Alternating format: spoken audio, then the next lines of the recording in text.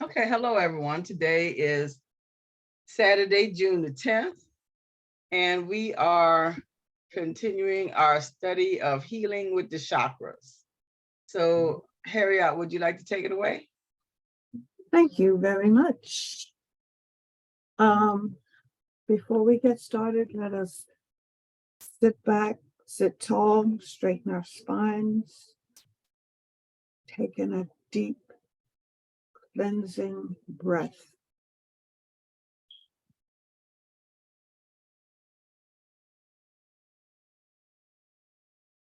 And as we let go of all the cares, worries, and concerns, and open our minds, our hearts to whatever it is that will benefit us this day as we go through this lesson on healing us solar plexus chakra.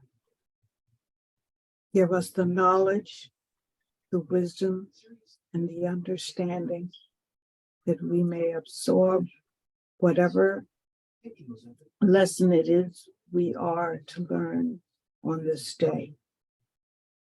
And with that, I say, and so it is. And so it is. Hi, everybody. We're back, still looking at the chakras. I'm in the learning process, and we are all students in this process. And today we're going to be looking at the solar plexus. The Sanskrit name, which is, and forgive me if I'm mispronouncing it, but this is how I see it as being pronounced, Manipura. And that name means in Sanskrit, Mani, meaning jewel or gem, and Pura, meaning dwelling place. The solar plexus or Manipura is located just above the navel in the belly button area. And one of my resources says that if you just take your fingers and put two fingers, I guess, right above the belly, and it's at that is where we will locate this solar plexus. I'm sorry. And remember that when we say just above the belly button, there's a wheel to the front of our body, and there's a wheel to our back, so that disc is spinning. And some of my resources say that it is in balance and correct when it is spinning in a clockwise direction. It has its speed. And I wrote it down, but I didn't write it on what I have presented for today. Okay, can I ask you a question, Harriott? Yeah, sure. You say that the discs, one is in the front and one is in the back. Are they two separate discs? Or are there's actually, I think what they're trying to tell us is that no, I think what they're trying to tell us is that it goes from the front to the back. Okay. In other words, the location is right above the belly button, and it goes from the front of our bodies, our physical bodies, to the back of our physical body. So it's that whole area in that part of the body. Okay. I'm sorry, I should have explained it a little bit better. You might have, but it's just a question that I had. No, it's just me. Don't blame yourself. Thank you for that. The color is yellow, and yellow brings happiness, joy, optimism, and inspirational action. And when we think about the color yellow, what do we think? What do we think about in our natural environment? Joy. Light. And what's our source of light? The sun. Solar. Okay. Yeah. And the solar plexus, according to my resources, again, the solar plexus begins to activate, and I guess comes into its maturation between the ages of 15 and 21. So anytime between the ages of 15 and 21, that means that the solar plexus is reaching its full development. The body parts that, and if anybody has a question, just interrupt me at any time and let me know. But the body parts that are affected by the solar plexus is the upper digestive system, the stomach, the gallbladder, the liver, the spleen, the small intestines, the lower esophagus, the skin, the breath, the diaphragm, and the upper abdomen. So, and if you think about it, all of those organs and body parts are in that, shall we say, middle region of the trunk of the body. The glands that are affected are the pancreas and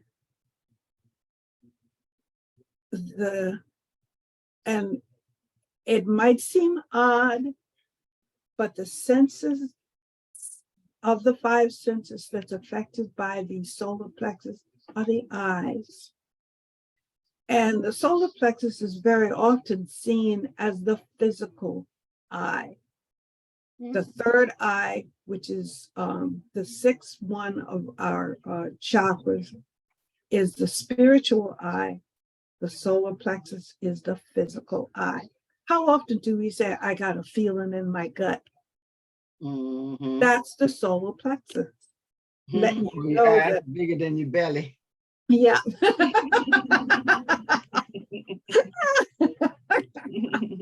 Oh man. How often do I remember my dad saying that?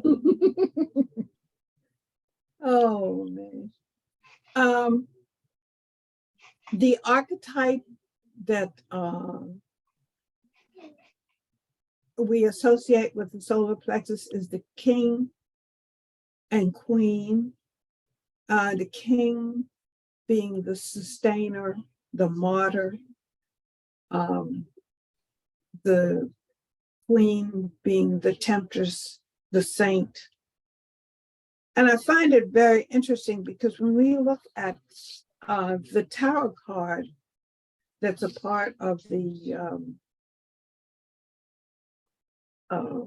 that is influenced by the soul, or that influences the solar plexus, is the Empress.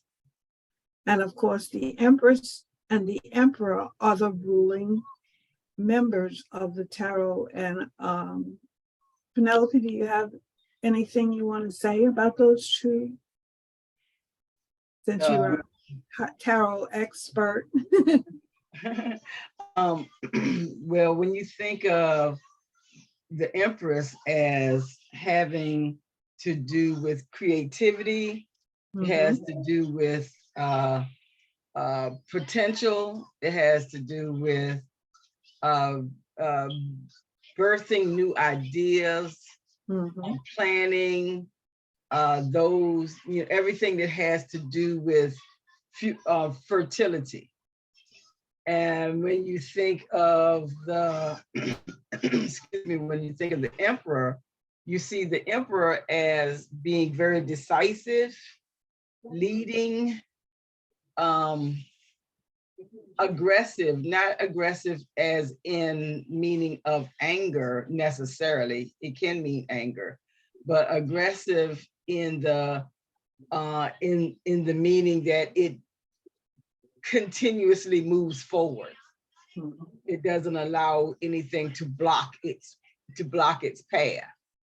So when you're using the combination of your Empress and the Emperor together, then you are, your plans are being not only created and made productive and able to and had the potential, but your plans are carried out systematically, aggressively, without letting anything to stand in its way. Oh, thank you. Anything else? Well, there's a whole lot now. Oh, It was a lot. It's a lot more, but I think that, but I do think that when we are considering how different modalities fit together, it's good to know that, when you have this hunch or this idea or this gut feeling in your stomach, that is potentiality. mm-hmm. So I think that that's how they kind of compare up together, match together. Right. Thank you so much for that. The personality of a balanced chakra, a person who has a balanced solar plexus, I'll put it that way. Their emotions are in check. They have a high energy level. They're grounded. They're usually very charming. They're confident. They're cheerful, optimistic, dependable, and extroverted. All good qualities for anyone to have. Now, if your solar plexus is underactive, you have a feeling of anxiety. How often do we have a feeling of a knot in the pit of our stomach? Mm-hmm. And again, it's that gut feeling letting us know that something is not in balance. Usually, the person is unable to stay focused. They have a feeling of jealousy, unhappy. They're unhappy. And they're emotionally fragile. In other words, if you say something to someone whose solar plexus is not in balance, they'll blow up. Mm. Or on the other hand, they could withdraw and isolate themselves. So you're talking about, and that gives us our next, which is cowardice. In other words, they don't want to be, they don't want the light shining on them. They have low self-confidence. They're doubtful of themselves, and they have a victim mentality, low energy, and physically poor digestion. Mm. Any questions, comments? No, but having this kind of information lets you know where people are. If you meet somebody on the street and somebody is having let's say just a bad day, Mm-hmm. It could just simply be their personality, that they do have this imbalance in their chakra. Mm-hmm. And and now I just happen to cross them being themselves, or it could be something that they haven't identified within themselves yet. Exactly. But also another thing that I'm beginning to see now is how I can balance in my solar plexus peace, organization, and calm, and have the knowledge that they also will be that feeling will be extended into their solar plexus as well. Mm-hmm. Mm-hmm.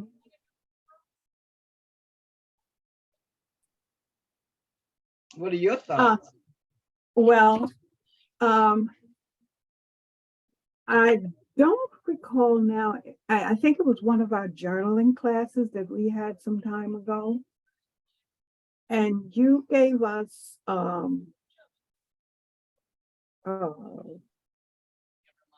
well, it was questions, for journaling to help get started in journaling in certain areas. And of course, it caught my eye because it gave questions concerning each of the 7 major chakras.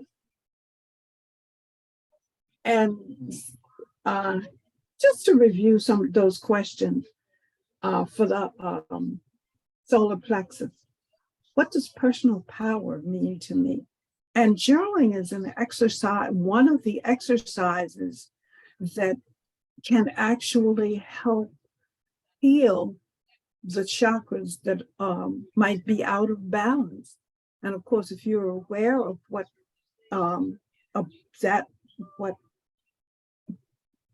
if you're aware of the chakra and it being in balance or out of balance, you can focus on these questions. And like I said, the first one, what does personal power mean to me? Mm-hmm. As a child, what was I taught about power and autonomy? Mm-hmm. And what areas of life do I feel disempowered and why? Define who you are in 10 words or less. In other words, take a look at yourself on the here and the now. And what makes you feel weak in life and why? Explore areas of life where you carry a victim mentality. What does it feel like and what can you do to reclaim your self-sovereignty or authenticity? Mm-hmm. How does the feeling of shame feel in your body? What can you do to counteract that feeling with love? Mm-hmm. Explore ways you can individuate more. Read about individuation. Reflect on these words by Joseph Campbell. The privilege of a lifetime is being who you are. And what does that mean to you? Mm-hmm. And then there's 3 ways that you can strengthen your self-worth. And I find that answering those questions, whether it's just something that crosses my mind or whether I actually take the time to sit down and actually write out those answers. Once I've done that, whether it's one of those questions or all of them, I feel lighter. I feel free. This is what it does for me. Mm-hmm. And again, just passing on, and thank you, Penelope, for that. Again. Thank you. Yeah, thank you. These are things that I think that by us having to investigate and evaluate and seeing first of all what they mean, and then seeing how they fit in to our lives and how we can learn how to be in alignment with these things that are help us grow not only physically, but physically I think they help us heal, which is growth too. But right. I think the main thing that it does is helps us have heal our mental and emotional states of mind. And I think when we heal our mental and emotional states of mind, we're looking at the thought system, and everything begins in the thought system. And I was just, and as you said that, I thought about what I was one of the lessons in A Course in Miracles, that sickness is part of that thought system. If we think we need healing, that means we're sick. And when we can eliminate that whole idea of sickness, then and of course easier said than done a lot of time. When we eliminate that thought of sickness, then we are healed. We feel no pain. We feel energetic and loving and all of those things that give us the freedom that we often talk about and that we all desire. Mm-hmm. Mm-hmm. Now, if we have an overactive solar plexus, the person is egoistic, demanding, they see themselves as perfectionists, they're arrogant, controlling, hyperactive, excessively stubborn, they're very aggressive. And I find this one interesting, back problems and weight issues. Mm-hmm. And usually when we talk about back problems, where we're talking about that part of our back that is in that solar plexus region, what I call the middle of the back or the waist area. Excuse me.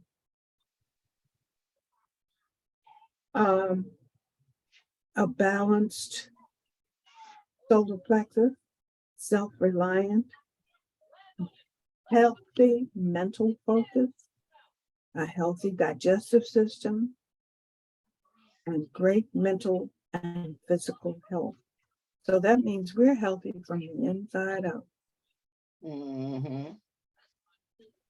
Any comments or questions on that?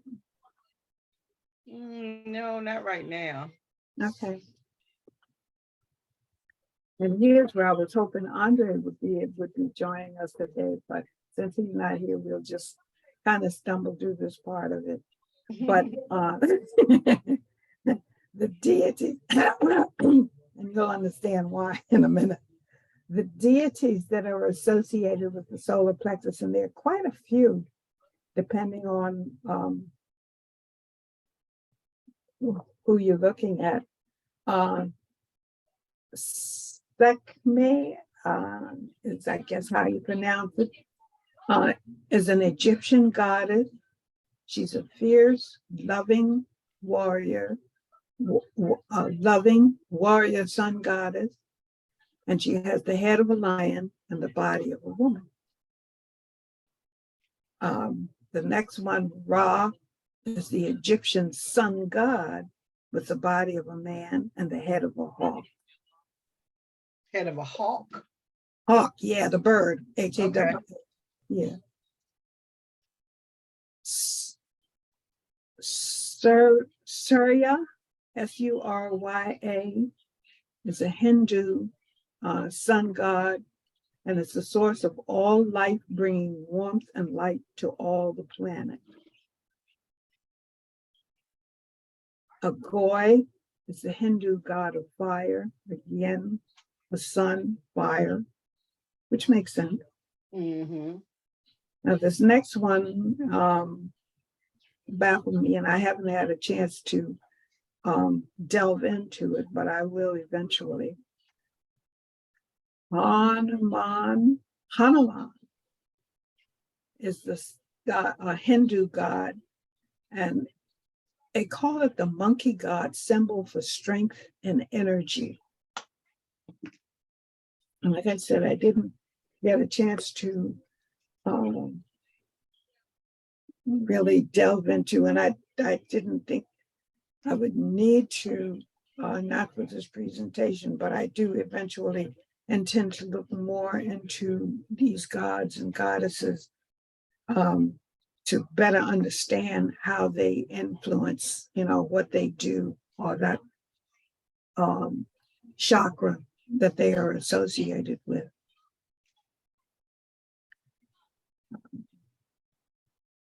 The next one is Indra, and that's the Hindu god, king of the gods, harnessing the power of physical virility, wealth, success, heroism, and leadership.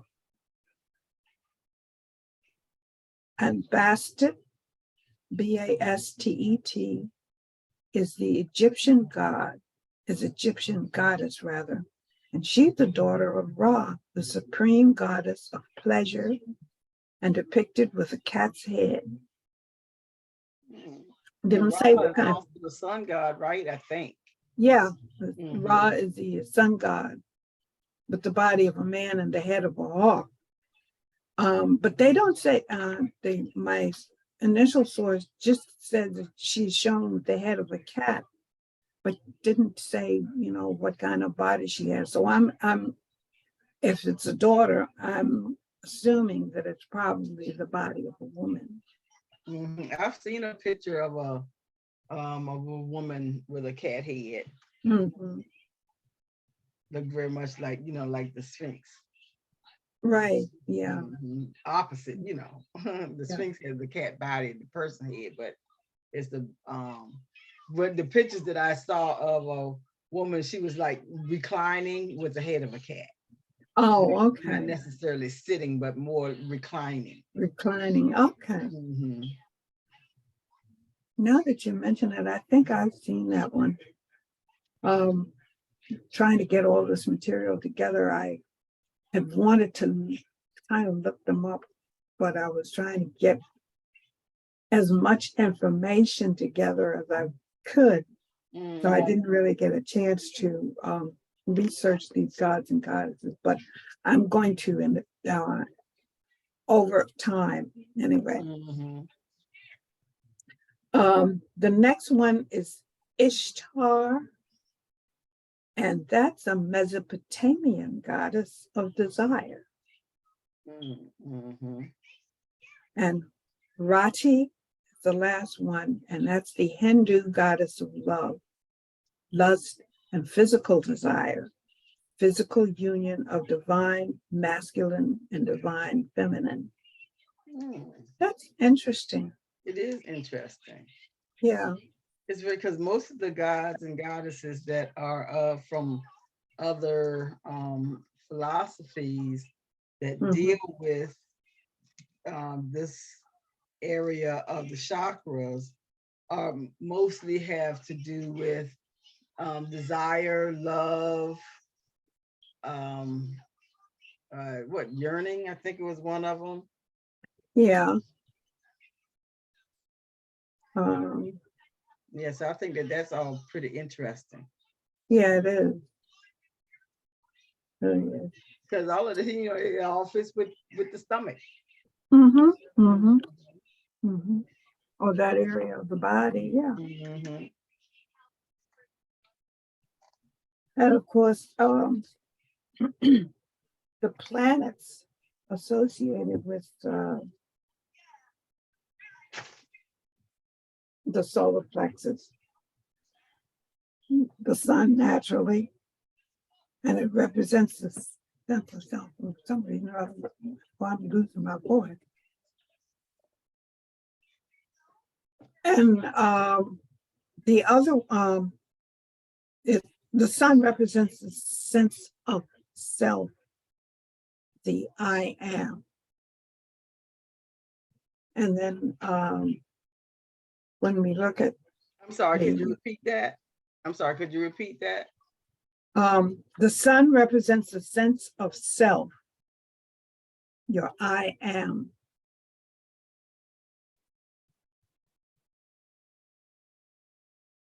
Okay, thank you. Yeah. And of course, the other planets that are associated with the solar plexus are Jupiter and Mercury.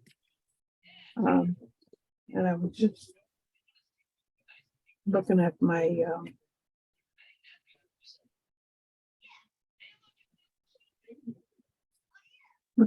resources, some of my resources to,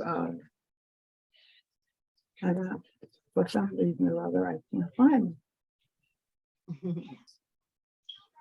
I thought I had marked these things, but evidently I didn't.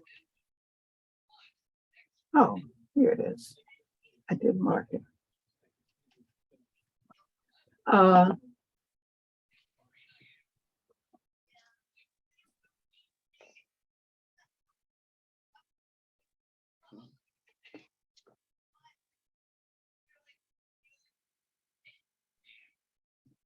must have lost it. Yeah. Oh, well, Okay. it'll come Okay. back to us. Yeah. Yeah. I don't know. But anyway, those are the planets that are associated. And now this I found interesting.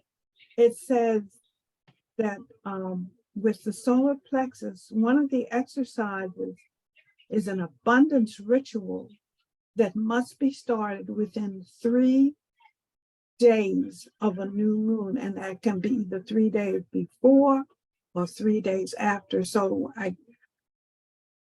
I'm thinking that's like a 7-day span, because if you think of the 3 days before the new moon and the 3 days after the new moon and the day of the new moon, to me that you have like 7 days there or a week to begin whatever ritual it is that you want to generate abundance. And it gives here the tools that you need in order to generate this is green or white candles, green and gold crystals, 4 blank checks, pen and paper. And some paper. Yeah, pen and paper. Yeah. Okay. Well, you got to write this down, you know. Exactly.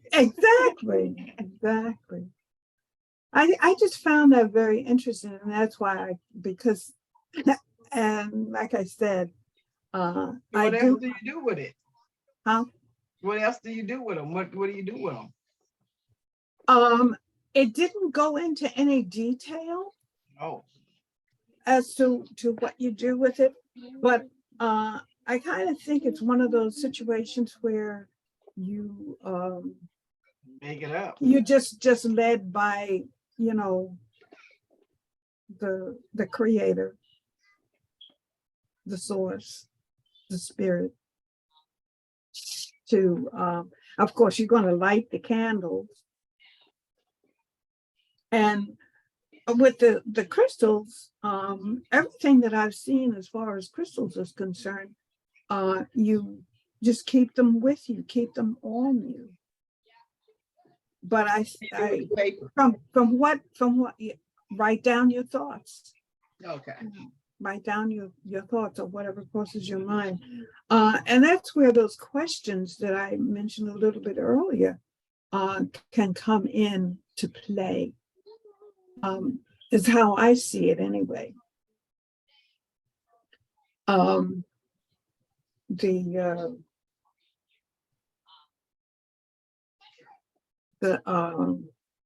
whole idea though is to become or put yourself in the here and now so that you can pay attention to what's going on within your body, within your environment, having that awareness. And one of the things that I did get from reading the information that I was able to get is that you could use, kind of set up like a little altar, have a place where you can set up an altar and and that you know will not be disturbed. Probably the best place would be in your bedroom, because that's the most private room, your private room, as far as your home is concerned. And just set up a little corner, an altar somewhere in your bedroom where you can, you know, when you want that quiet time or that time of peace and quiet, you can go to that particular area of the room and just sit and contemplate whatever it is that's on your mind. Write down your thoughts, answer those questions and such.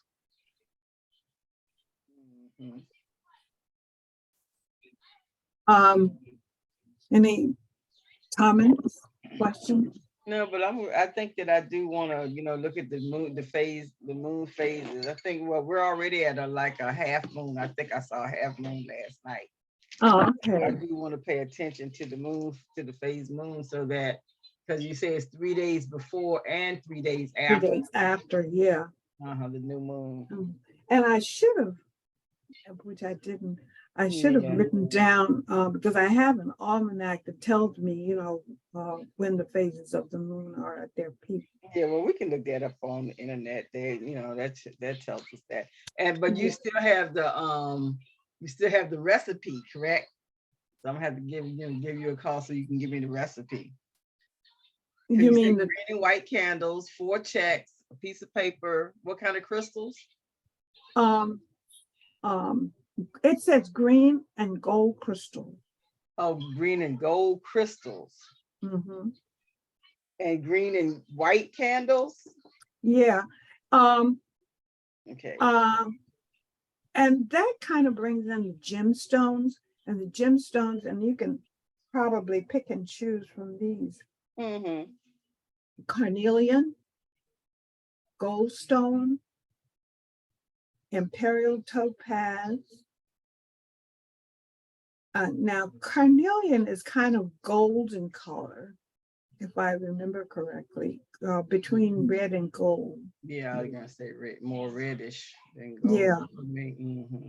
Yeah. But you got And it's funny. All of them have, they all come in all colors. Different colors. Yeah, exactly. Because, I mean, I had always thought when you say, what's the February stone? The amethyst.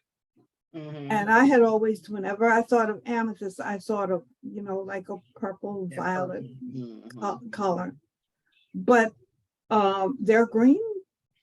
I've seen green amethyst. Mm-hmm. And not all diamonds are white. Exactly. Pink, yellow, yeah. Black, and blue.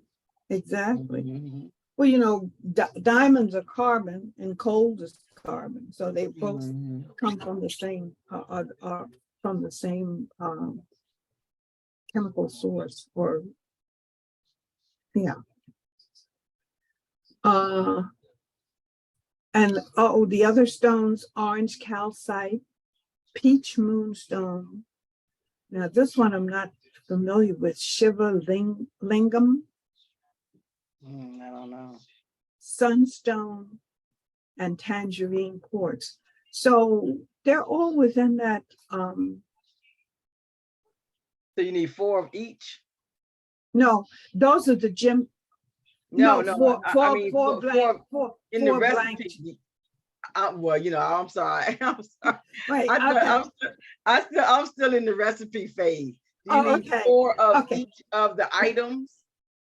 No, just It says 4 blank checks. Okay. And I guess because if you're but you looking, do at least you need at least 2 of the other items, because you need green and gold, or you need green and white.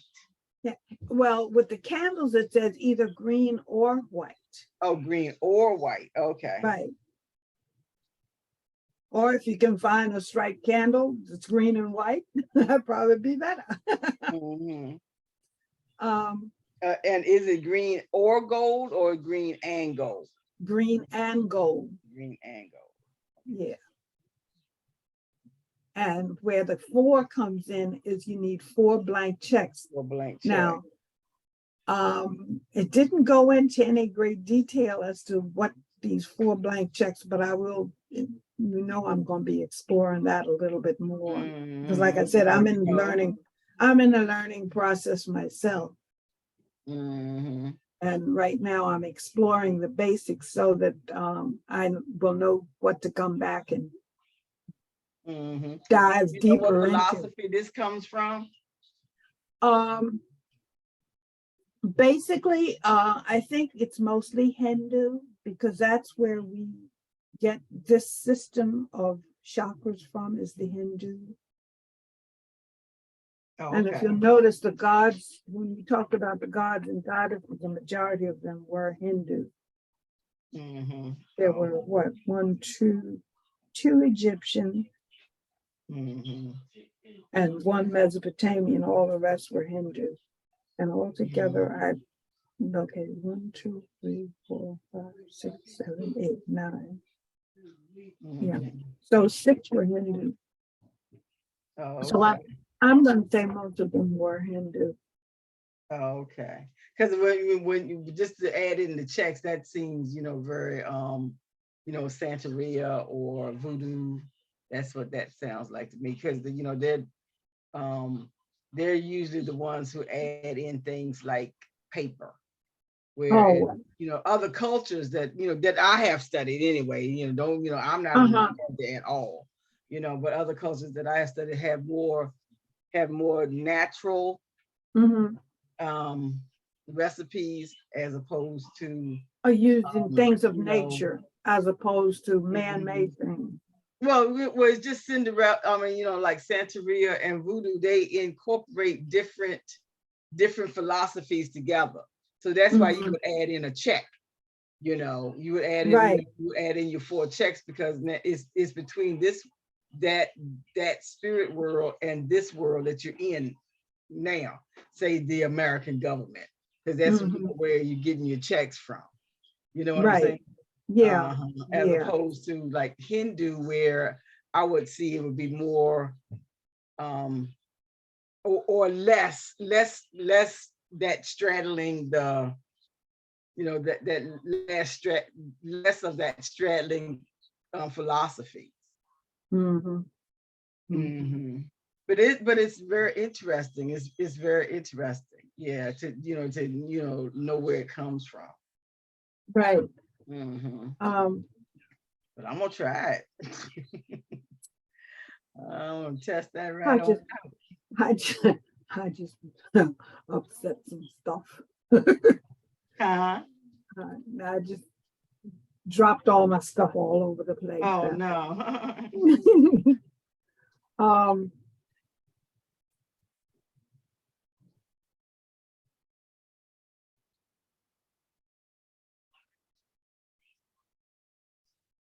And since we're talking about the gemstones, another source that I have, because the ones that I wrote down came from one source, but there were some others that I wanted to explore. And when I looked at this one, the first one here is amber. And I was thinking about how you were so interested in the amber when we went to the that's one of my favorite stones, amber. Yeah, it is. I love amber. It's so light and versatile. Yeah. And I'm gonna just go through these. The amber will help you to channel ancient wisdom. And then the next one they mention is tiger eye. And it says that the tiger eye, which is kind of a gold color, enhances intuition and activates a protective shield around the bearer. Meditate with it to channel visions of past lives. That's interesting. Great. And which one is that? Tiger's eye? Tiger's eye, yeah. I have some tiger's eye somewhere among my beads and stones and stuff. Yeah. Citrine is bright in sunshine, captured in time. The primary gemstone for both prosperity and manifestation. Citrine opens, aligns, and heals the solar plexus chakra. In China, citrine is called the merchant's stone. It's interesting. And it's kept in cash registers and cash drawers because it is said to attract wealth into the bearer. Give me some citrine. I don't think I have any. I don't think I have any of that. Golden healer quartz empowers you to locate the internal causes of your own illnesses and suffering and also provides you with tools for self-healing. It is also said to magnify prosperity and bring financial abundance. Golden healer quartz. I've never really heard of that No, me either. Mm-hmm. before. Healer. Yeah. What does that look like?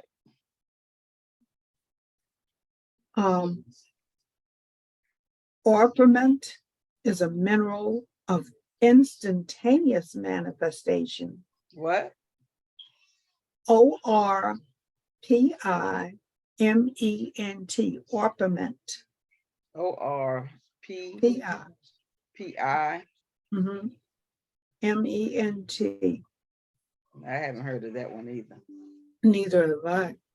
Is a mineral of instantaneous manifestation, said to more easily manifest thoughts and energy into physical form, accelerating spiritual and physical development.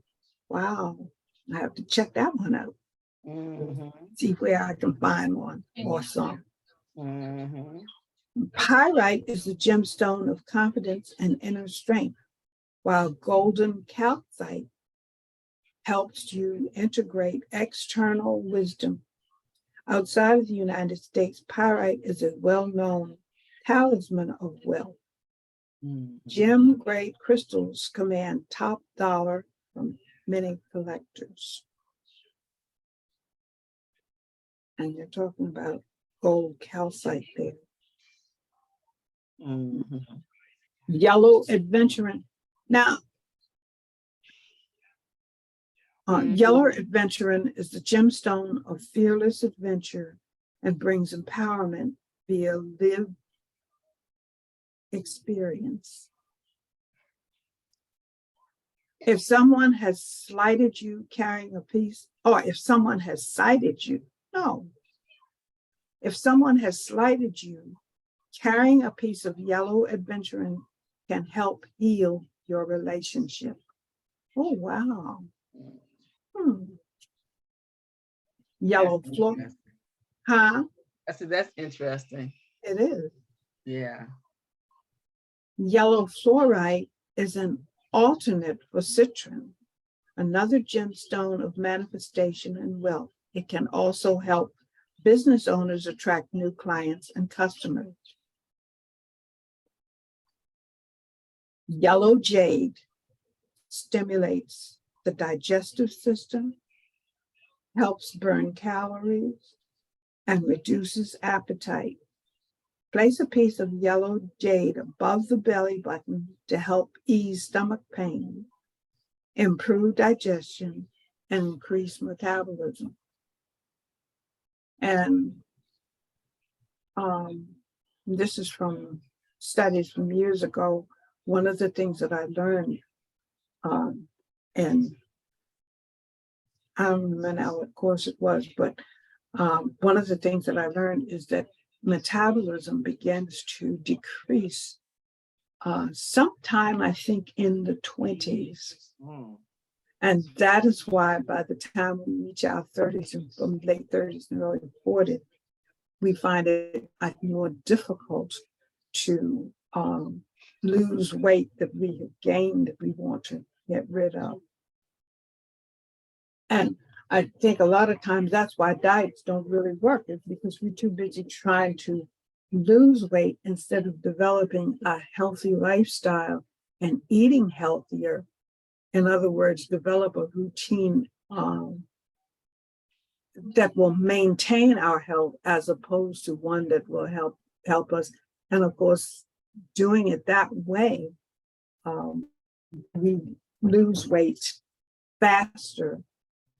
And sometimes, with me, we get a little bit impatient and say, oh, to heck with it, and go back to the old ways. I know that happens with me. That has happened with me in the past.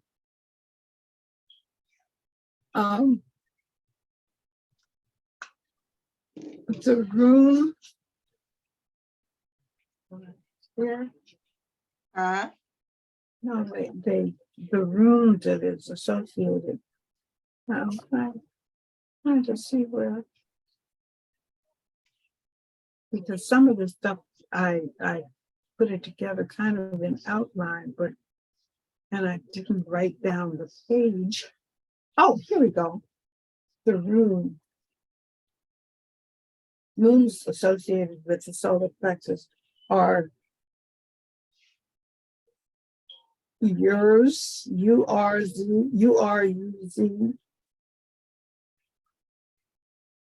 and Kanaz, or Kenaz, KENAZ.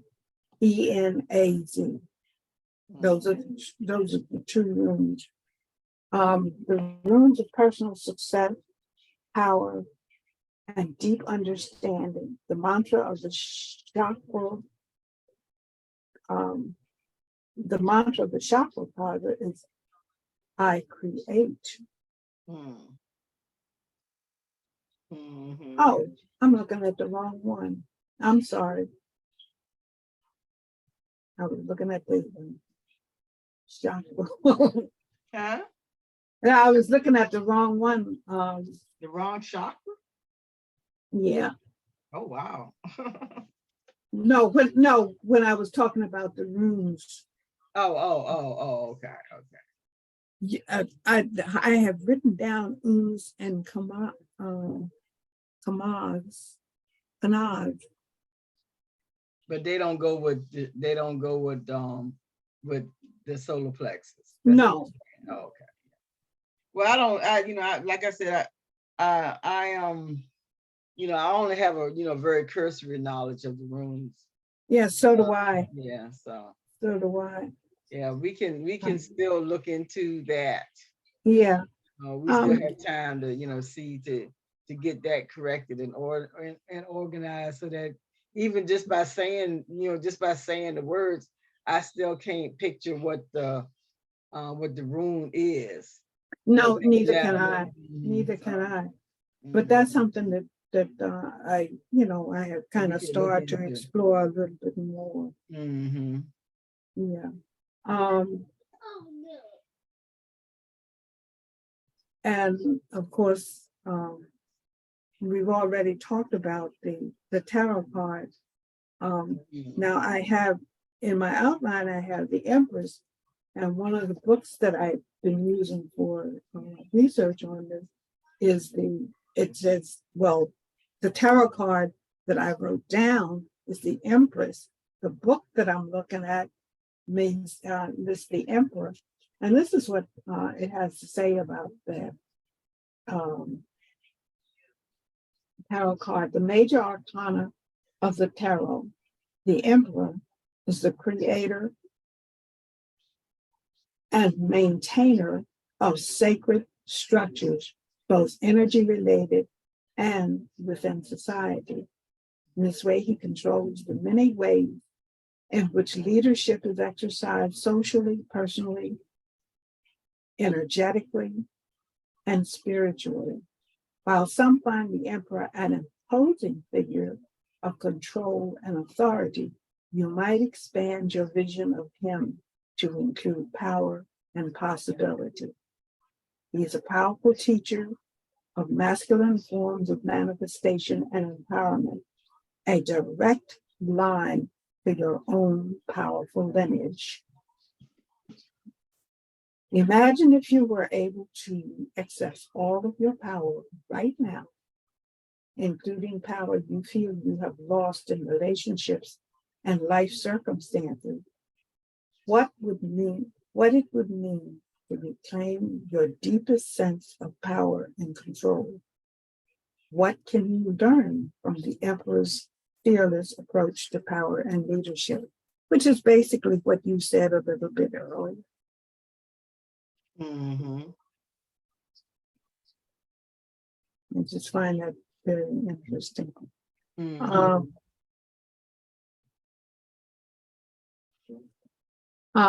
The next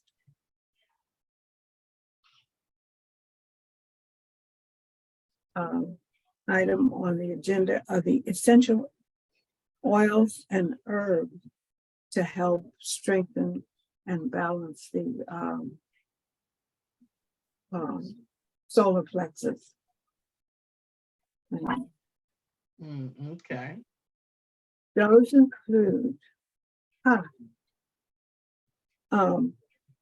blood orange, cinnamon. These are what I have written down: blood orange, cinnamon cassia, fennel, ginger, tangerine, vanilla, and this last one I'm not at all familiar with.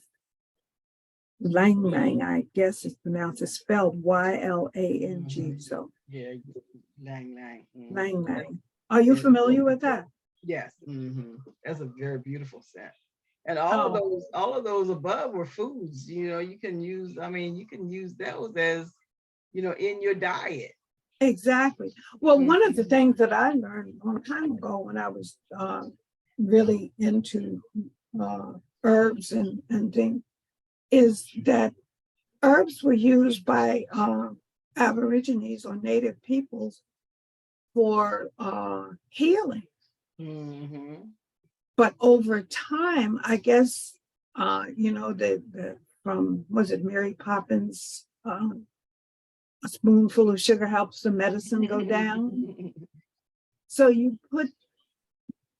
because some of those things are not that pleasant to the tongue, but if you mix it in with certain foods, it enhances the flavor of the food. It makes it more palatable.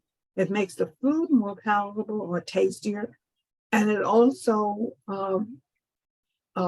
gives its distinctive flavor to the food, and it's more tolerable to ingest. Because I know with cinnamon, that's a very pungent, I guess is the right word. It's very pungent, but it's very tasty, and it also has a bite to it. And to chew on a cinnamon stick. I've seen people do it, but I don't know. I just did not find it to my liking. But I like the taste of cinnamon in things. And I do use it quite often, especially if I'm making something that is like a dessert. And it's good for the digestion as well. Yeah.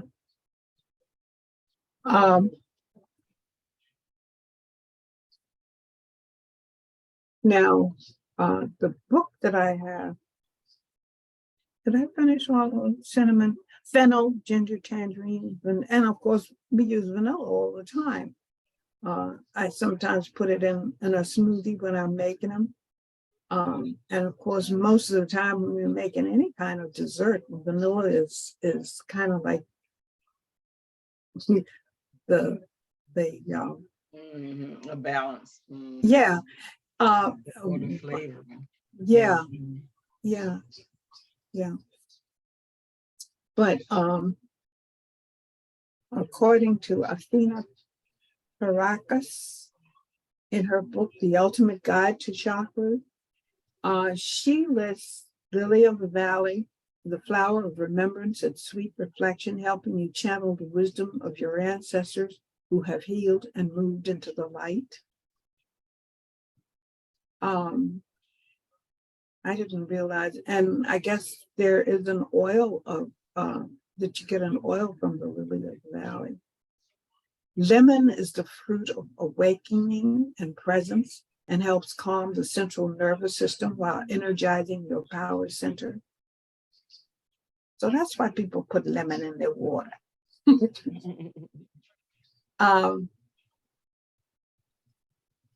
Halichrysum.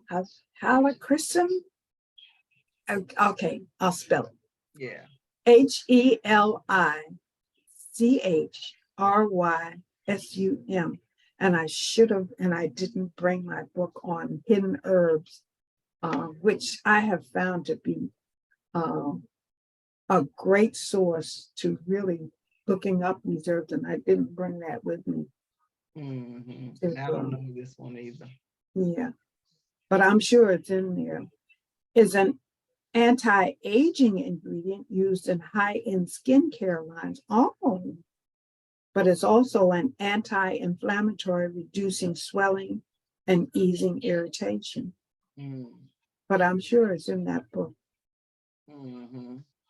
Juniper is a source of protection in particular spaces, helping to keep homes and properties safe from theft. So, yeah. Grapefruit. And these are the things that I think that are, really interesting, because most of our medicines, well, a lot of our medicines today are synthetic, but the original medicines came from these herbs. Exactly. Or because I mean, when you look at what's the major chemical or medicinal that they use for that is used for heart attack? Do you remember? No. I can't remember it either, but I know it comes, it's one of the major ingredients in foxglove. And I can't think of what it is right now, but but what I was about to say was that, we have, they have these things and we use them all the time. And now we're using them as scents to open up spaces, or whatever. But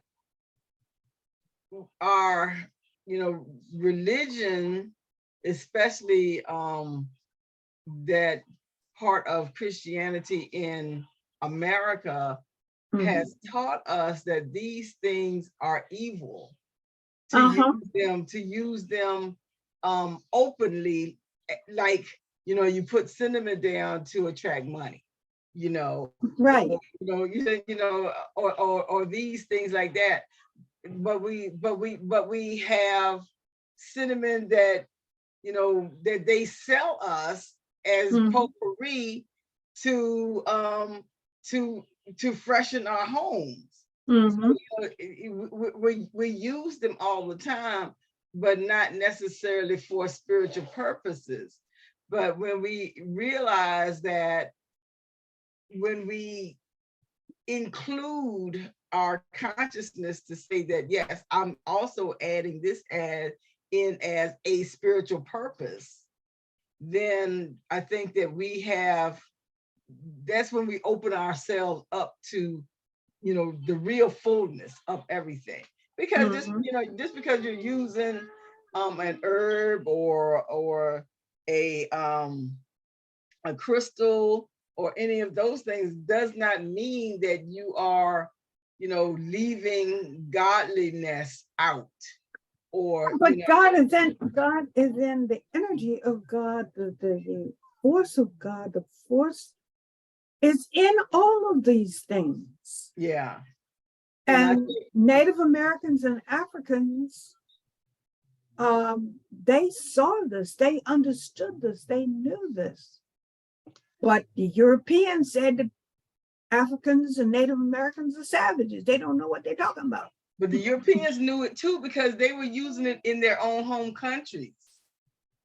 Everybody has used these things. Exactly. But, for the purposes at hand. But when religion came in, that, it caused people to leave the spirituality out, for fear that we're not using it for a spiritual purpose. It's round and round and backwards, because we're using the thing for the purpose, but yet we're pretending like we're not using the thing for the purpose. Exactly. I just think that it's just funny. I have always felt that God didn't put anything on this planet that was not of benefit to us. We just have to know how to use it in moderation, so that it will be of benefit to all. So it can be a benefit to all of us. Yeah. Exactly. Yeah.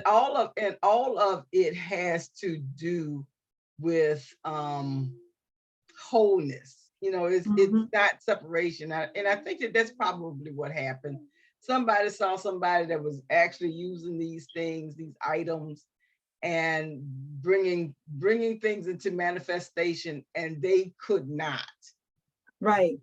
Well, where there is doubt, Yeah. and the manifestation is going to be much slower. Yeah. Yeah. Where there's doubt, there's fear. Exactly. Right. Mm-hmm. Exactly. And fear cuts off, or not necessarily. It can cut off, but it definitely stagnates love. Exactly. Mm-hmm. Exactly. Yeah. Yeah. So this is Can't. good. Yeah, this is yeah, it's of a benefit to blend all of it together. Mm-hmm. Mm-hmm. Mm-hmm. Exactly. Exactly. I think I interrupted you, but go ahead. No, go ahead. No, it's good. It's a good thing. um, the next June, did we talk about Juniper? Yeah. Yes. Grapefruit invigorates and refreshes, while neroli calms frayed nerves and facilitates manifestation. Neroli, I'm not familiar with. Are you? Mm-hmm. Yeah, that's that has, like Lang Lang has a real, floral, Mm-hmm.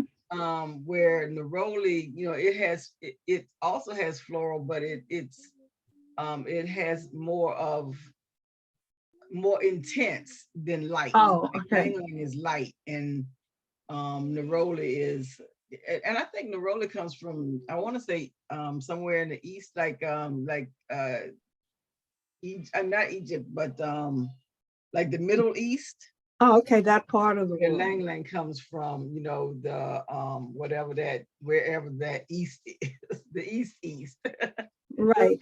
But I think, well, they call that area around where Egypt and Ethiopia and Turkey and all those countries, I think they call it that. That's considered like the Middle East.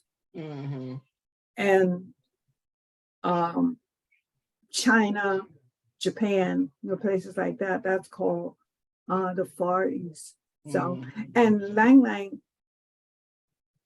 just the fact, to me, that sounds like it might be Chinese. Yeah, it could be. Mm-hmm. Yeah. I'm not saying that it is, but it Mm-hmm. my instincts say. But no, it has a very beautiful scent. Mm. Both of them together, smell fantastic. Oh wow. Mm-hmm. I have to check them out. Tea tree is a master healer because it is antibacterial and antimicrobial as well as antifungal. Ooh, so I have to give me some tea tree oil. Yeah.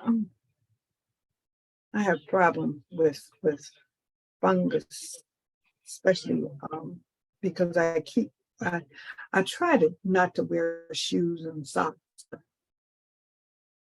Mm-hmm. I need to work on that. Some of the other herbs, oils, foods, anise aids in divination and the development of psychic powers, but it's also considered a sacred offering to Great Spirit in ritual and ceremony. Oh. Mm-hmm. So it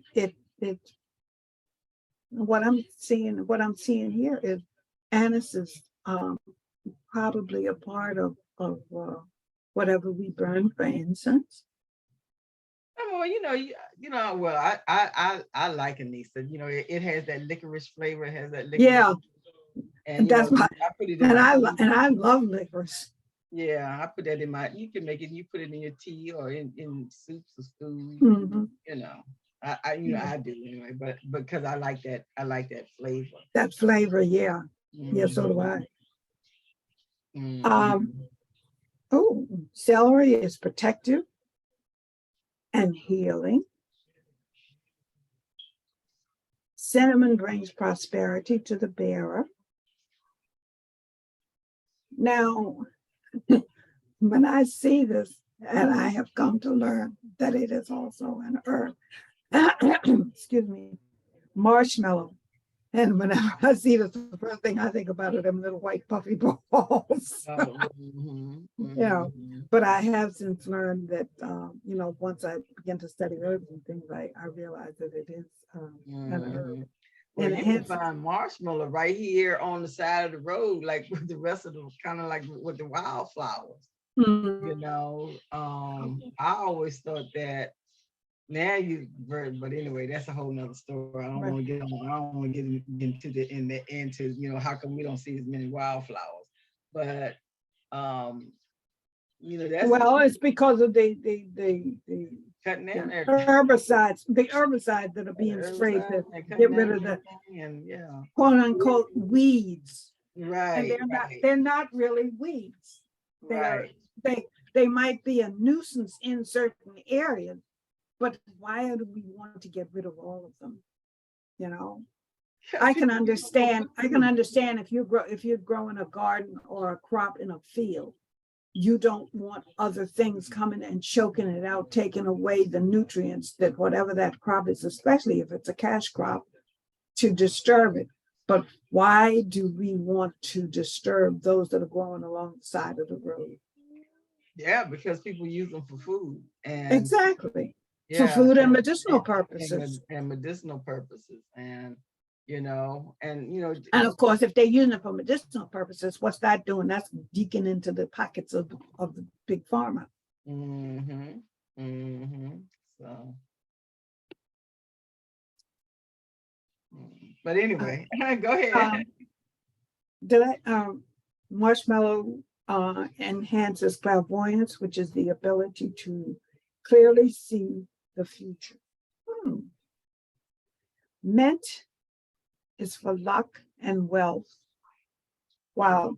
Now this is one that I'm not familiar with. Melissa is useful for love and success magic.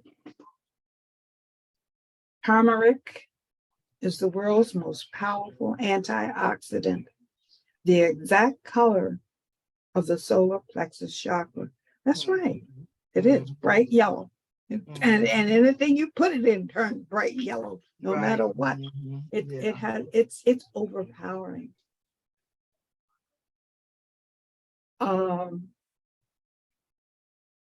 Human is both protective and healing, connecting you with energies of creative expansion. Copal, though a resin, copal, C-O-P-A-L. Okay. It's a resin and not an herb. Should be burned when you feel the need for transformation within or in your spaces. Copal has been used in rites of purification and transformation since biblical times. I have to check that out, see if it's listed in the Bible, because I don't recall seeing it. I don't recall. That's a new one for me. Hey, can I go and check on Wazian for a second? Don't pause. Go right ahead. And while you're doing that, I'm going to go and get my book of lost herbs. Okay, thanks. Okay. Okay. I haven't had it too long, but I'm constantly referring to it. It's called the Lost Book of Herbal Remedies, The Healing Power of Plant Medicine by Nicole Apelian, Apelian, and Claude Davis. But in the book, she talks about how, in the beginning, she lists different maladies that need healing, and then she gives the different herbs and things that can be used for. In other words, childhood diseases and issues such as bedwetting, colic, croup, teething pain, and baby care. She has a section. She lists bone breaks, osteoarthritis, But it's very interesting. And then she tells you how to mix, how to use them. She gives the different herbs that are good for those different illnesses or diseases. And then she talks about how to dry herbs, how to make the powder and encapsulate them, how to make the different teas and stuff. And then, of course, when she gets into the herbs themselves, she tells you how to identify them, what part to use, and she goes into more detail and, the use of the herb. But what was I going to look for? Copple. Let me see. She had that listed. Probably not, since it's a resin as opposed to California coffee. No, she doesn't. I didn't think it would be in here because being a resin, that kind of tells me that it comes from a tree or right. Mm-hmm. or yeah, it's part of the physicality, because actually that's what amber is. Amber is a resin, tree resin. That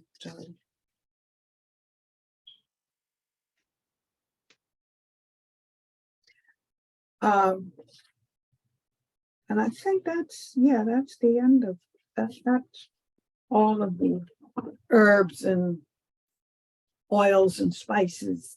Okay. Yeah. And Carolyn Mice, in her book on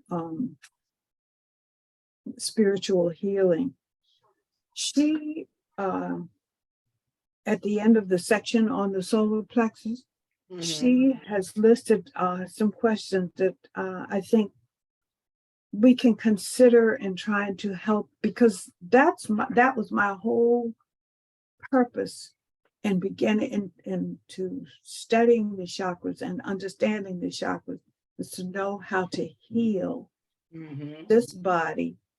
And of course, I couldn't do it just for myself. I had to, I just feel it's my mission to help others, as many as I can, in sharing. And Carol, it was in reading her book when I first began the study of the chakras, when I started reading her book, and she was talking about being a spiritual healer and understanding, the chakras and how they can help us heal whatever physical illnesses or diseases that we might have. And at the end of the section on solar plexus, she lists 10 questions that are to be considered. And the first was, how do you find creativity? Do you consider yourself a creative person? And do you follow through on your creative ideas? That's see? Procrastination. I was with her at first. I was right there with her. But you had to take it too far. Oh, man. How often, number 2, how often do you direct your creative energies into negative paths of expression? Do you exaggerate or embellish facts to support your point of view? We've been seeing that a lot recently. Yeah, really. Yes, definitely. Are you, number 3, are you comfortable with your sexuality? If not, are you able to work toward healing your sexual imbalance? Do you use people for sexual pleasures, or have you felt used? Are you strong enough to honor your sexual boundaries? Wow. That's a powerful one right there. Are you strong enough to honor your sexual boundaries? Yeah, I just got finished watching Shiny Happy People yesterday. What's the About name of it? Shiny Happy People. It's on Prime. It's about Oh, the Duggar family. If you can remember, they had something to do with 19 and counting or something like that. They had 19 children. Mhm. oh, okay. Yeah, I think One of those reality shows that was on yeah, TLC. yeah. I never really watched it, but I knew about them. But Right, yeah, that was a sad story about right, yeah. um, What was that? Now, what you watched, was that a movie or a a documentary? documentary Oh, okay. about that family. Yeah. Number 4, do you keep your word? What is your personal code of honor? What is your personal code of ethics? Do you negotiate your ethics depending on your circumstance? That's an interesting one to consider. Yeah, I wonder what that means. Do you negotiate your Ethics ethics? depending upon your circumstance. In other words, Mm-hmm. are you I'm interpreting it as, are you true to yourself, or do you let the circumstance compromise your Your um authenticity. yeah, Mm-hmm. yeah. That's how I'm interpreting it anyway. Mm-hmm. Um But that's do a you hard thing to grow out of. yeah, it is. Mm-hmm. It is. Because there are Mm-hmm. times when, do I or don't I? Yeah, we learn that from children. Yeah. From childhood, Mm-hmm.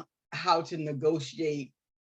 Do I be my real self, or do I blend in or be quiet or whatever? Right. Right. Submit, however, so that's a hard one to grow out of. It is. And Mhm. the irony of that is, as a child, my mother always said, dare to be different. But because I wanted to fit in, that was something that I would do very often, is, make those compromises. And I, I'll put it this way. I have been wearing glasses since I was 3 years old. And when I was young, children, you didn't see children with glasses. Mhm. Not as it wasn't not as common then as it is now. And I don't know whether it was because people didn't want to acknowledge um, Illness. that weakness in their children, or Mhm. what it was. But see, with me, I was born nearsighted.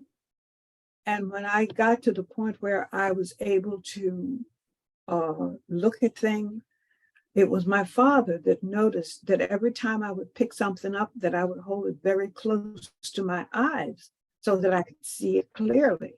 Mhm. And I guess he and my mother had a discussion, and they decided to take me to the eye doctor. I think I was probably around 18 months of age. Mhm. And what happened was, on the way home, they ran into my godmothers, and they told my godmothers where we were coming from, because they stopped us. We were going one direction. We were in our car going one direction, and they were going in the opposite direction. And they stopped us because they had something for me. And of course, my mother and father shared with them where they were coming from. And they talked them out of putting glasses on me at 18 months of age, because I was not as stable on my feet as a child should have been at that age. And their fear was, because at that time, glasses were just what they said they were, glass. Mhm. And their concern was that I would fall and break the glasses and do further damage to my eyes. So they waited until I was 3 years old before I got glasses. So I've been wearing glasses, and the first thing that I would grab for once I got the glasses was my glasses. The first thing I'd grab for when I wake up in the morning. Mm-hmm. Yeah. So and I just felt weird. I felt like I was not accepted, and then of course, I was called Four Eyes, which I didn't like,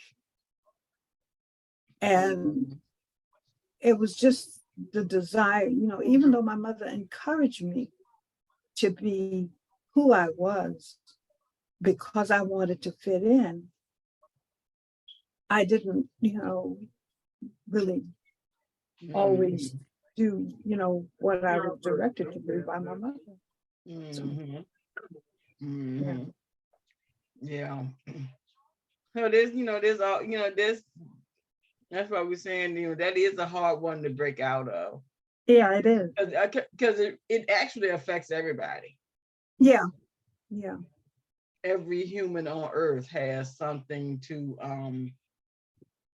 has been pressured to submit in some way or form. Mm-hmm. Mm-hmm. Okay, question number 5 that Carolyn Mice asks, do you have an impression of God as a force that exerts justice in your life? No. Personally. Mm-hmm. What do you think? No. How come? What do you mean by that? Do you have an impression of God as a force that exerts justice in your life? I see God as a force that directs as opposing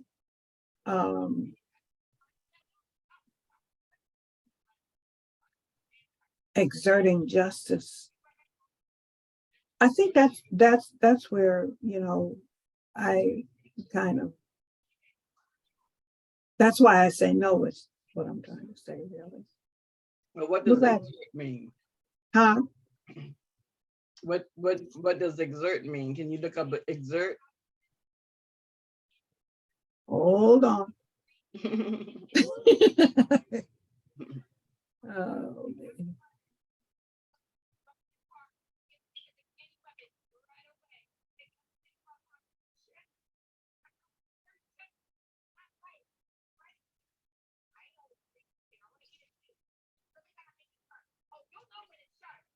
apply or bring to bear, a force, influence, a quality.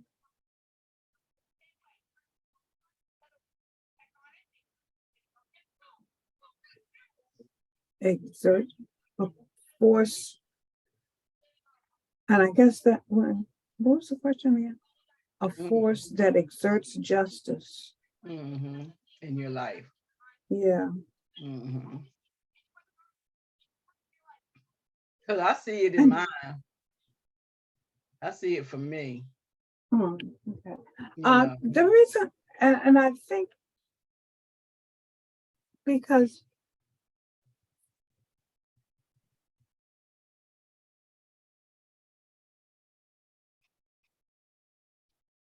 I'm not exactly sure how to express it, but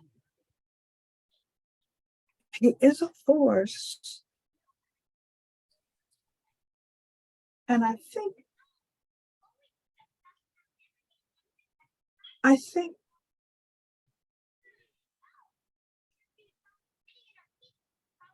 my concern is with the word justice as opposed to exerting. Let me see.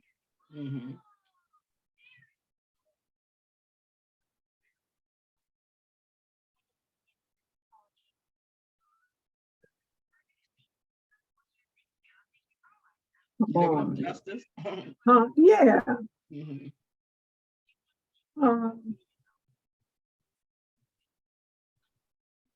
Oh man. Oh.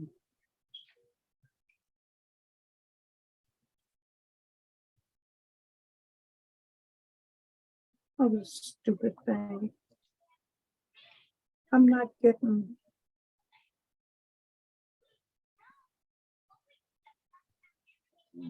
Ooh, excuse me.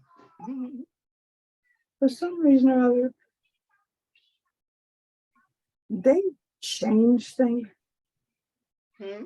I'm getting everything but the definition. Let me see.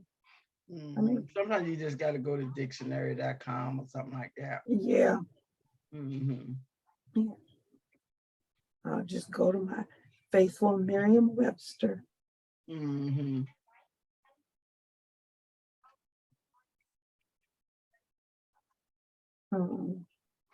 What was the word? Justice. That's what I was looking up, right? Mm-hmm.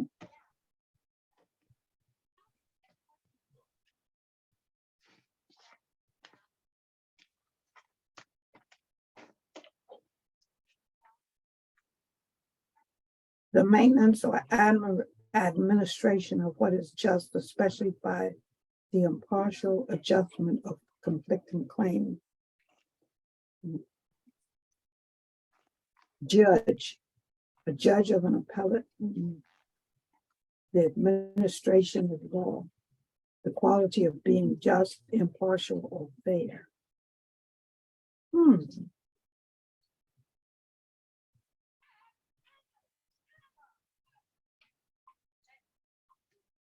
A force that exerts.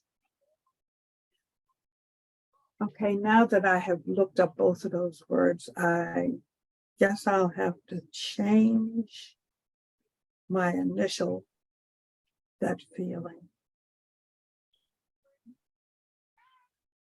Yeah. Mm-hmm. Well, for me, yeah. Well, for me, you know, I do see that force as, applying justice in my life personally. Bringing things into right-mindedness, because for me, Right. that's justice Right. is. Okay. Having right-mindedness, but not just for me, but to be able to find balance within all things, Right. in every conversation. So I do try to learn. I am learning how to continuously, it doesn't happen all the time, but more so often now, to pay attention, so that I am allowing the creative force to be to apply itself into whatever the circumstance or situation it is. Right. So And that now I'm of right mind. Right. And put that way, I feel it kind of makes it a little bit clearer to me, so that, like I said, my initial reaction to that has done 180 degrees. That's why it's so important to understand the language, to look at language. Exactly. Because she wrote that book with an intention in mind. Mm-hmm. And if I don't understand each word, I'm going to go by my own connotation of what I think that it meant, or what I think that she meant by that, without seeing. I just drank some soda and it went down the wrong way. It didn't go down right. But once upon a time, I could talk and drink at the same time. But yeah. but now, but I'm seeing how it is very important that we stop and consider and think about what it is that we're really feeling, so that we can get there to our most authentic self. And I really applaud you for that, Harriott, that you took the time. You took the time to do that. Yeah. You want to go on? What was that, number 5 or 6? That was number 5. Okay. Number 6, are you a controlling person? Do you engage in power plays in your relationships? Are you able to see yourself clearly in circumstances related to power and money? Those are interesting questions. Yeah. For me, I'm not a controlling person, but I don't care if somebody else thinks that they are controlling me, because I'm still going to do what I want to do. So I don't mind doing it if I want to do it for whatever reason I want to do it. Exactly. And I'm not going to do it if I don't want to do it, and you can't make me do it. Exactly. But I don't mind going along for the ride. I don't mind going along for the ride. And a lot of times people take that as weakness. But sometimes going along for the ride, you learn things that will reinforce your viewpoint. Right. Yeah. If I said that right. In other words, it makes you realize that, hey, I knew I didn't need this. Now I'm convinced. Kind of thing. And there's still sharing going on. Exactly. So they have learned something too, whether they, or they realize it or not. Open to learning. They have been open to learning. Right. Right. So, exactly. That was a good question. What's the next one? Number 7, does money have authority over you? Do you make compromises that violate your inner self for the sake of financial security? I think there are a lot of people that do that. Yeah. The same. Huh? Duggars. Yeah. There are, people who become, who are so obsessed with the status and the power that accumulated materialism brings. Right. And I have known people that have given up a secure job for in search of themselves, or to find themselves, so to speak, is a simplistic way of putting it. Giving up giving up a lot of the material culture for a I guess peace and freedom, really. I don't know if you know him or not, but Donald Page used to work at Colonial Williamsburg. He got married.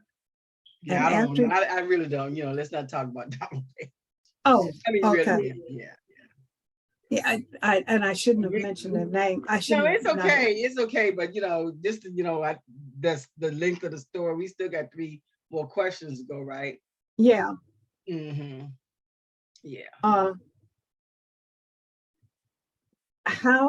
Number 8. How do survival fears dictate your choices? Wow. How does what? Survival fears dictate your choices. Survival fears. Oh, yeah. Yeah. Yeah. And that's that whole purpose of accumulation. We accumulate because we think that we become insulated by the amount of stuff we have. And people show themselves that to be true. I mean, here we are, going back to Harry and the royal family and that press and that mess of that story right there. But that family needed this type of scrutiny in order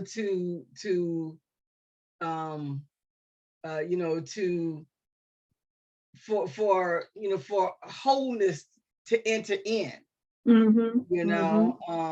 And when we think, because we were just talking about, when we think that we are so rich that we can be insulated from whatever it is that we got whatever it is With that we're hiding, yeah, you know. yeah, that we can buy our way out of or into. Or people will refuse to look at it because of the amount that we have.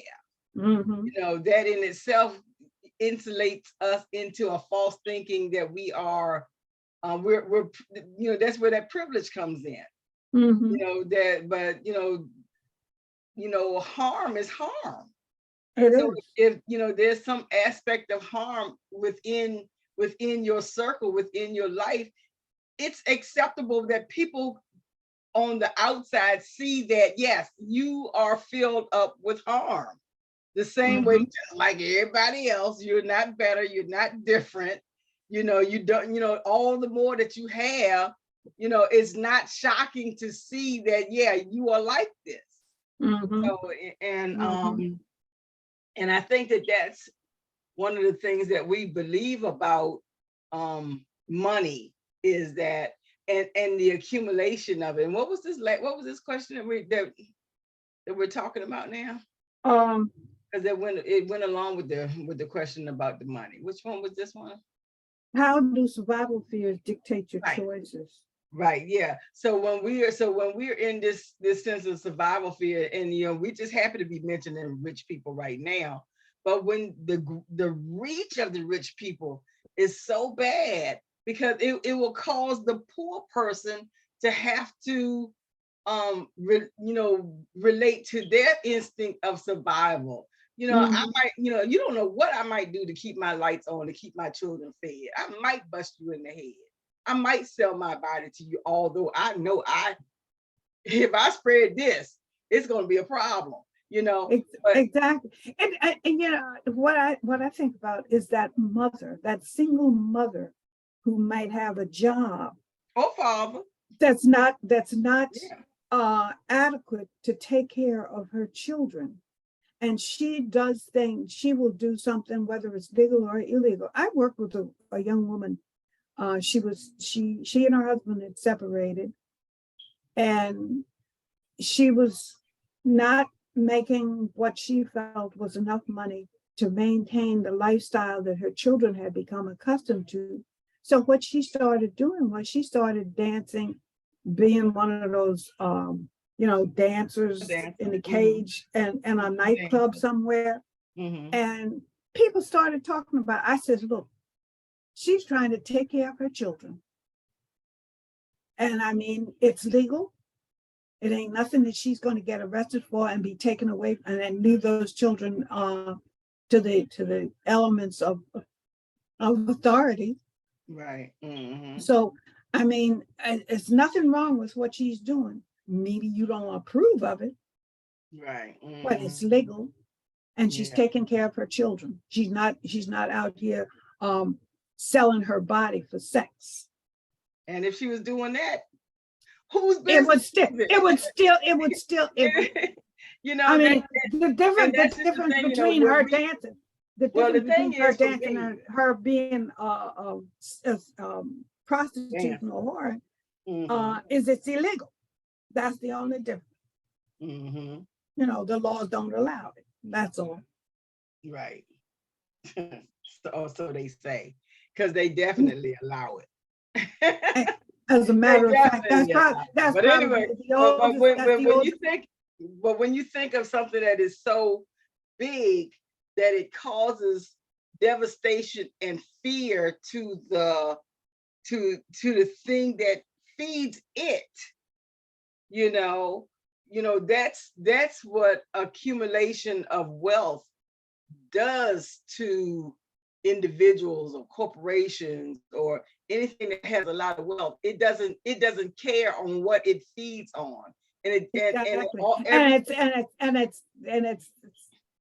scared to death of losing it all. And it will create more, depth for you. Just like I was talking about, it's like when you were saying prostitution is illegal. They use prostitution all the time. It's the oldest.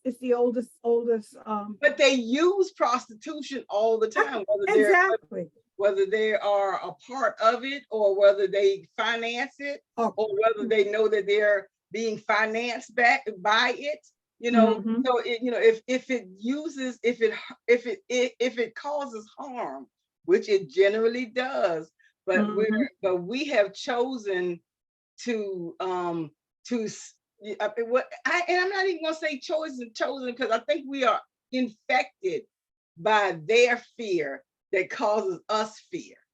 mhm, So mhm. we continue to be a part of that cycle because it's basically fear based.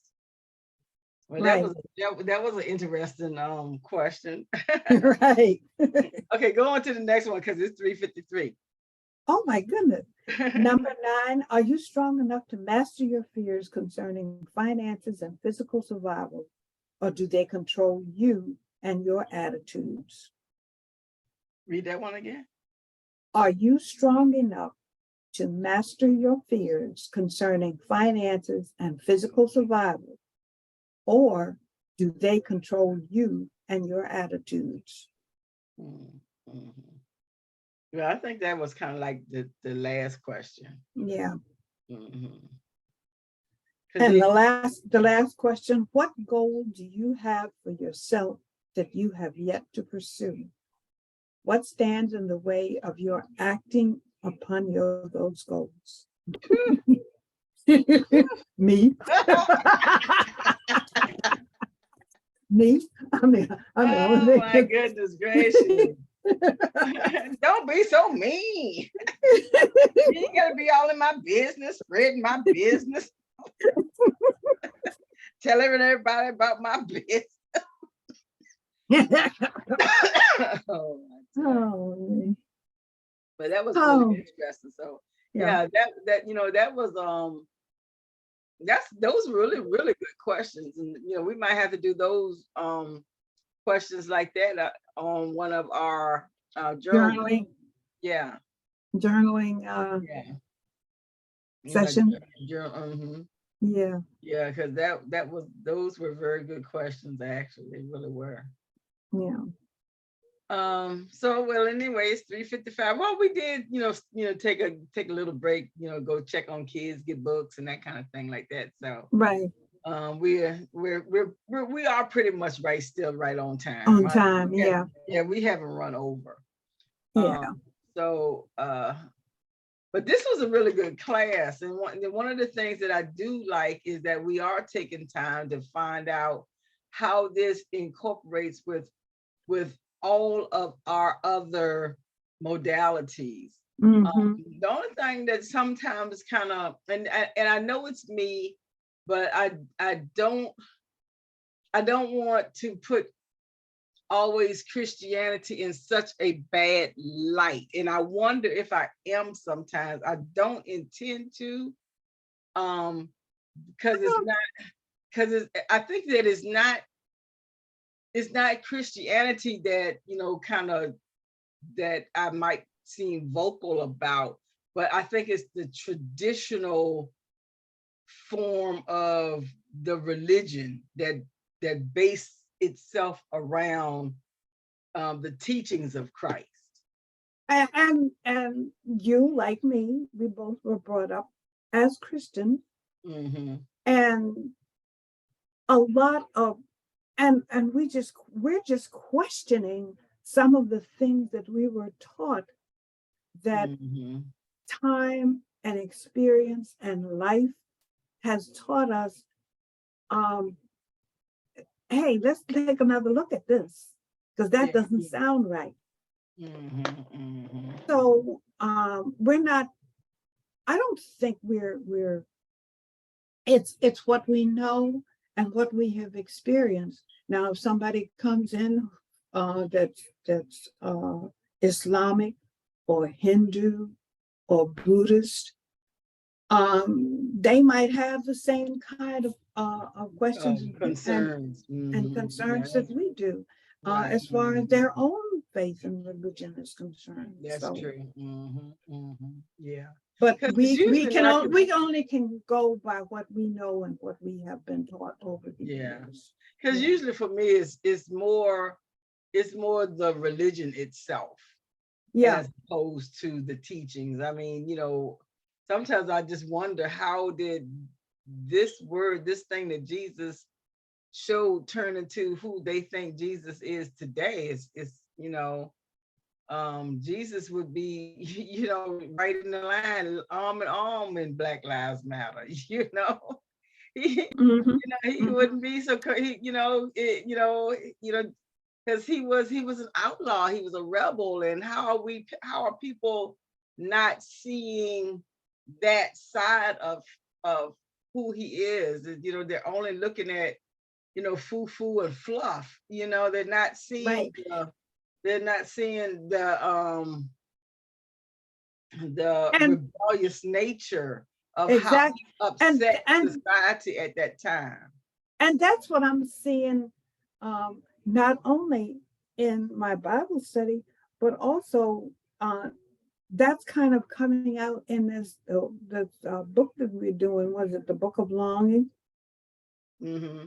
It's showing. I mean, even though in the book itself he's a minor character, but it shows his rebelliousness, Oh, okay. and in a small way, not the way he is shown Mm-hmm. as the rebel, in because to me the Bible strongly emphasizes his rebelliousness. Right. Mm-hmm. You know, Mm-hmm. um, people just don't want to see it. Just like, and again, I'm bringing in Thomas Jefferson because um, he is,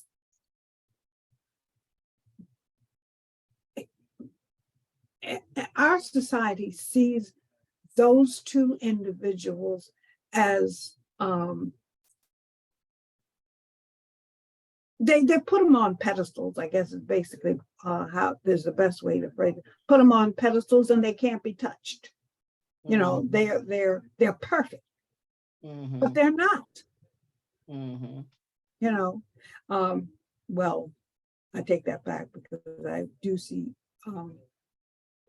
Jesus as a perfect human being, um, and some of the things that he does, we might consider being rebellious, but at the same time, those things that we might see as being rebellious are being done and carried out with a purpose. Right. Mm-hmm. So why don't you just go ahead and say how what you do your round table, since you already have the floor. Okay. um, well, as far as the day is concerned, um, again, this whole idea of working with chakras has been, my purpose has been to learn how to use what I have been given, um, as a creation of spirit, of God, of the creator, of source, has given me to heal and be a more perfect me. And today's lesson just kind of is just building on what I have learned so far, and it is showing me other areas that I need to explore a little bit more, to become a whole, healthy, spiritual human being. Mm-hmm. Mm-hmm. And when I say healthy, I not only mean spiritually, but physically and mentally as well. Mm-hmm. Mm-hmm. Mm-hmm. And I think this is the same thing I'm getting from this, what I got from this class today. Is one of the things that I'm learning is that first, I do like that we combine all the modalities together to see um, how they are fitting in. And it's still a whole lot more out there. We Yes, it haven't is. even started to Buddhism or Hinduism or you know, well, this has something to do with Hinduism, but not really. Mhm. You Mhm. know, so I mean, it's so much to see how they all fit together. And I, It- you know, that's the thing that I value mostly. Um, uh, but also another thing that I got from today's class is, um, you know, I learned a lot of things. I can't wait to do this recipe, you know, on a new moon. You know, I am Right. absolutely bringing that energy, and I can't wait. That seems to be so exciting. Um, uh, you know, so you know, there's a lot of things that you know, I haven't done in a long time. You know, I haven't used herbology as much as I used to. I'm trying to get back into it, but you know how that goes. And you know, Yeah. something, you know, and or definitely aromatherapy, because that's a little bit expensive, you know. So Mhm. I still haven't I haven't got back. And then it's hard nowadays, is everything is some type of blend. You know, I don't want you to blend it for me. I don't want I to want blend. I want to have my own, you know. right. Um so you know, and those are some of the things that I see that, yeah, now I'm slowly getting back to where I used to be once a long time ago, you know. So, but now I have a posse with me. I have Mhm. posse, you know, I have people that I can bounce ideas off of. I'm not doing it by myself, you know. Right. Yeah, So that's what I like about Anna Haven. yeah, yeah, I don't have to do it by myself. So Right. it's something that I can you know, if I get scared or overwhelmed or something, I don't have to throw it away, because I have somebody else who's having an idea, and I can say, hey, what did you think about this and such and such and such and such?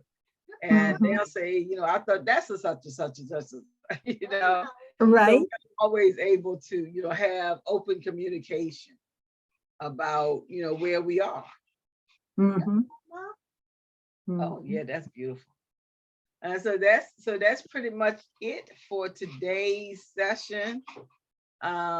Tomorrow we will be working with a Kabbalah. in Kabbalah. We'll be starting next set, net sack.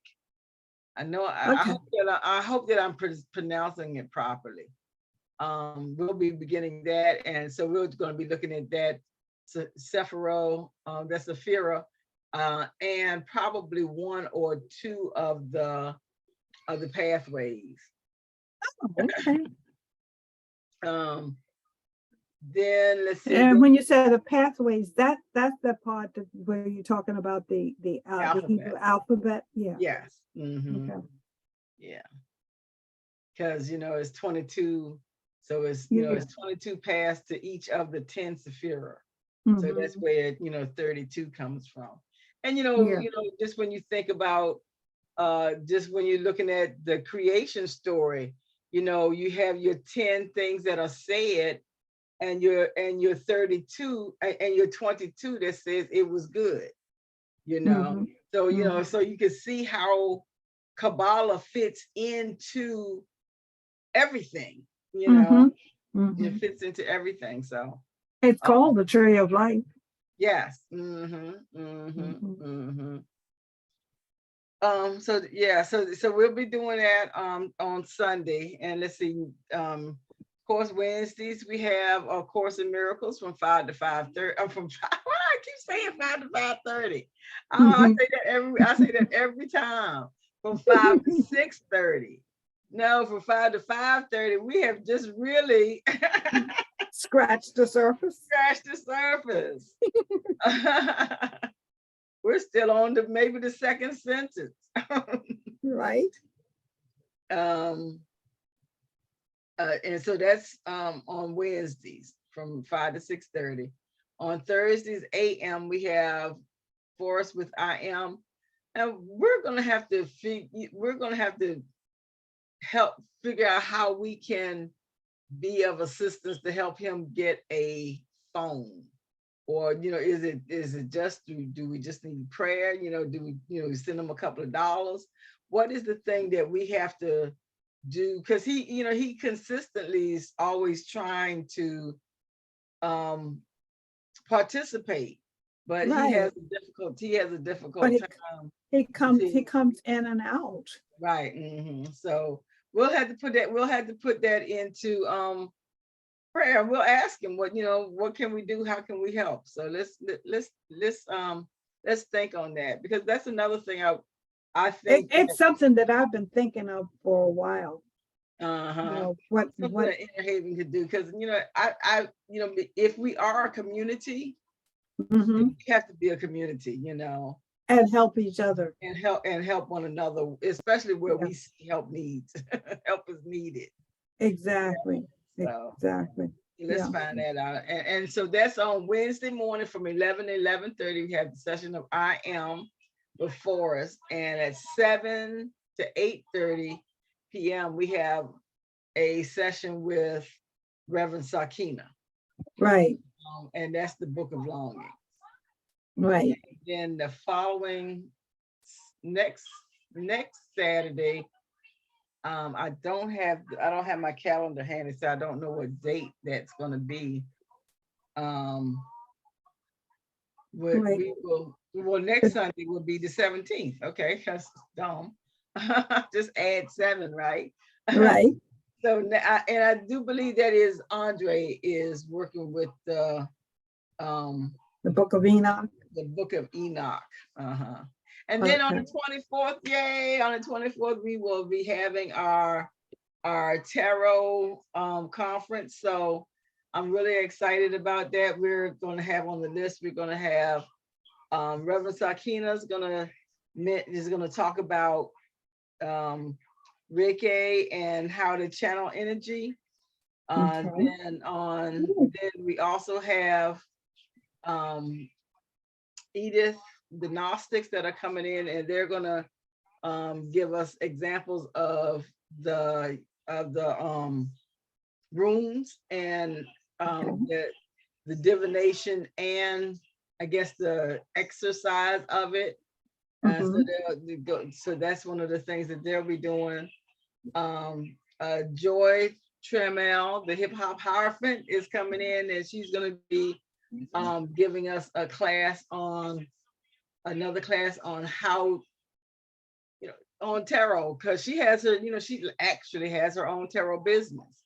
So, so she's going to be talking about what it is like to be a local tarotologist. So she's going to be on her, tarot business sense, and right along with your,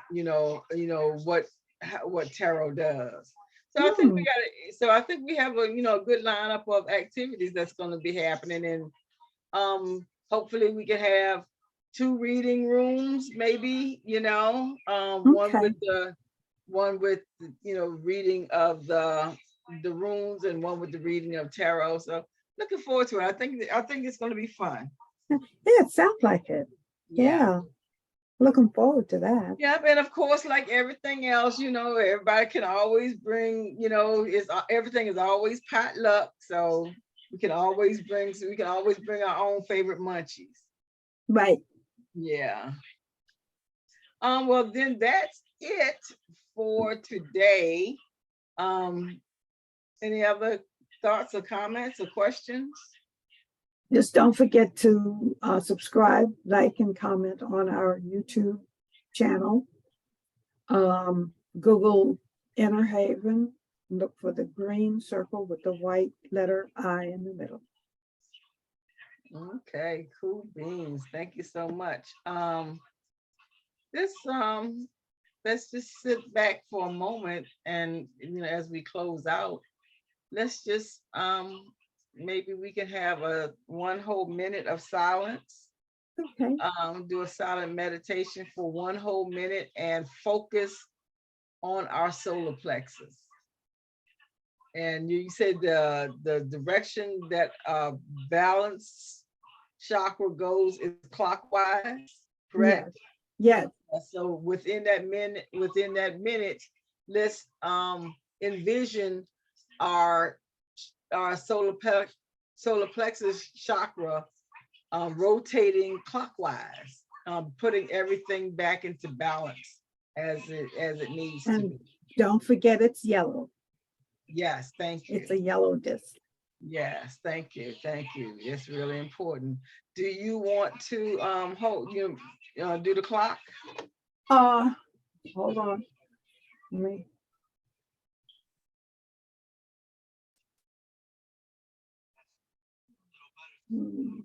Clock. Here's my clock.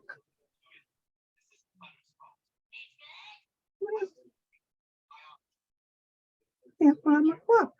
Oh, I can grab my. Oh, I found it. I got it. Okay, you said a minute? Yes, just 1 minute. I think that'll be good. Okay. Okay. Ready? Yes. Okay. I'm starting now.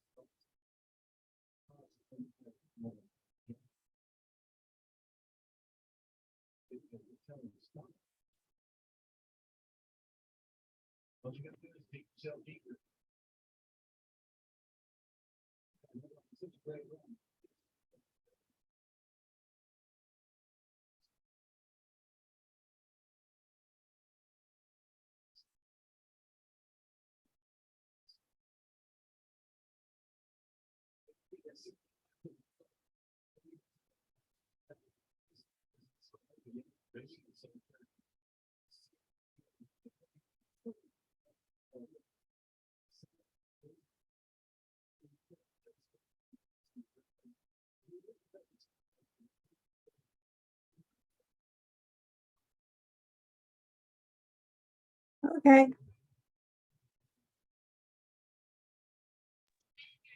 Thank you. That was mighty but powerful.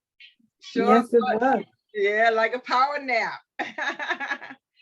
Yes, it I was. really feel that really created some balance. I can feel feel it. Yeah, Rejuvenating. that was good. That was good. I enjoyed it. Okay, well, everybody, thank you all so much for coming today, and we will see you tomorrow.